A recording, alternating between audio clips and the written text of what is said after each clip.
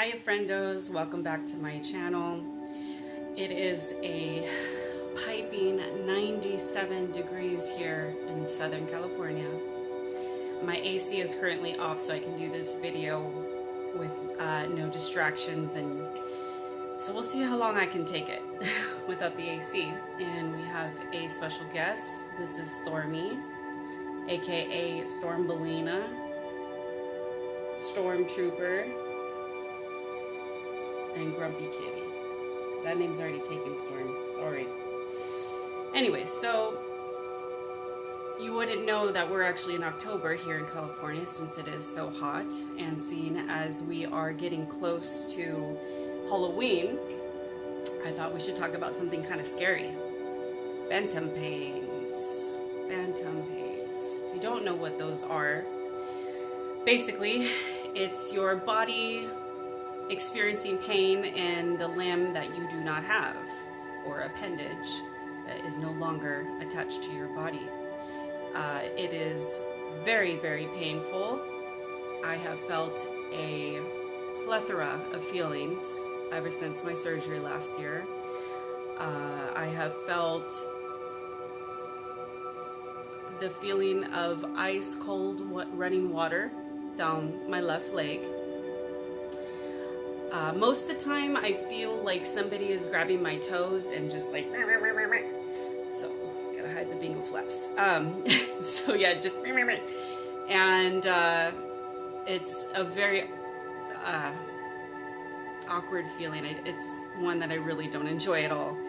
Another one I experience are electric currents, and those are super painful, so much so it will stop me from talking.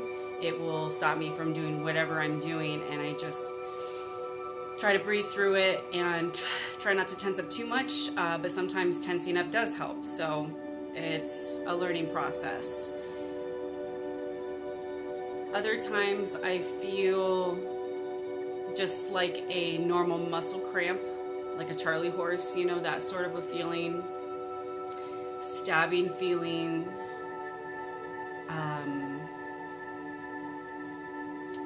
what else?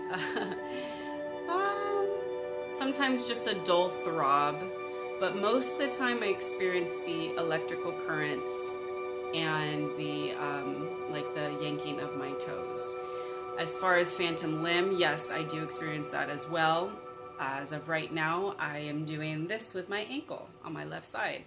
Obviously, that's impossible since I don't have my left leg, but my nerves are still there, and the ones that were way down there are now up in my hip. So most of the time it feels just like my leg is right here, and it's like in a bag, and I'm trying to like get it out, you know, it's stuck. So I get that sensation a lot. Ooh, we can see the glow coming in. All right, let's wrap this up. So anyways, I'm sure you've come across this already as a recent amputee or a long-term amputee. So what can we do with the phantom pains? How can we get through it? How can we lessen the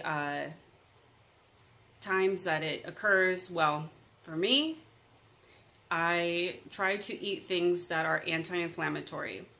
Anything that causes pain or irritation means it is inflamed. So a lot of things that my husband and I use in our food is turmeric. And when you use the powder form of turmeric, you're going to need black pepper in order for your body to absorb that. Did not know that till recently. You can get supplements with turmeric as well. And you just need to make sure that there's black pepper in those as well. In those supplements, I take, I'm not sponsored, but I take doTERRA's turmeric essential oil, and in a capsule. I just put it in there, put a couple drops, take it orally. You can also put it on your body as well, but I just prefer to take it orally. Another thing I use for the phantom pains is CBD cream or oil.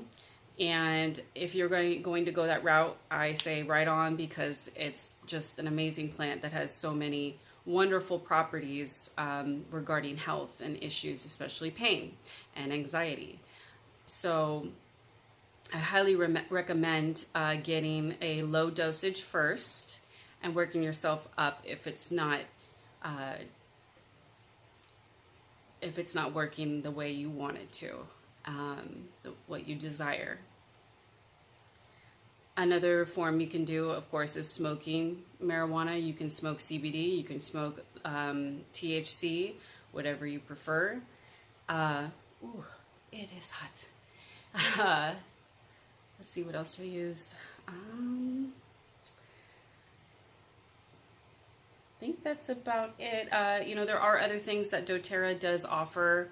They have a deep blue cream that works very well. Something that helps with nerves is a oil called copaiba, and that oil has definitely helped me tremendously.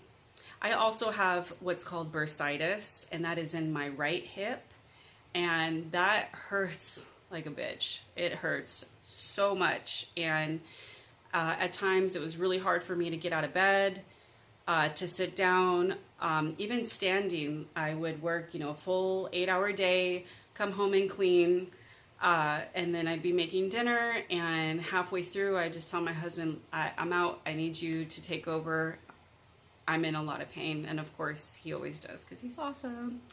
So, I went to the doctor, they did a scan. My surgeon said that it's bursitis, essentially. It's just super inflamed in the socket area. So ever since I started taking the turmeric essential oil, it's gone down tremendously. And as I showed in my previous videos, I don't sit like a normal person, and I don't stand like a normal person with 2 legs. So therefore, this right hip suffers a lot of weight and trauma just on my day-to-day walking and sitting and doing whatever else I'm doing. So it's supporting everything, and it's sitting differently than I normally have 30 some odd years of my life. So those are just a few things that have worked for me. I can't stress enough about the food though. The moment sugar touches my tongue, my nerves go crazy, and I get the phantom limb pain. Sometimes it's just the nerves in that area, the localized area there, it just starts freaking out, and it's so painful. The other day, my husband and I went to go see the movie Joker, and which is very great, by the way. You should go see it. And you know how they put on the movie, on the screen, they want you to get, the soda and the candy and the hot dog, and they start flashing all that stuff at you. Kid you not.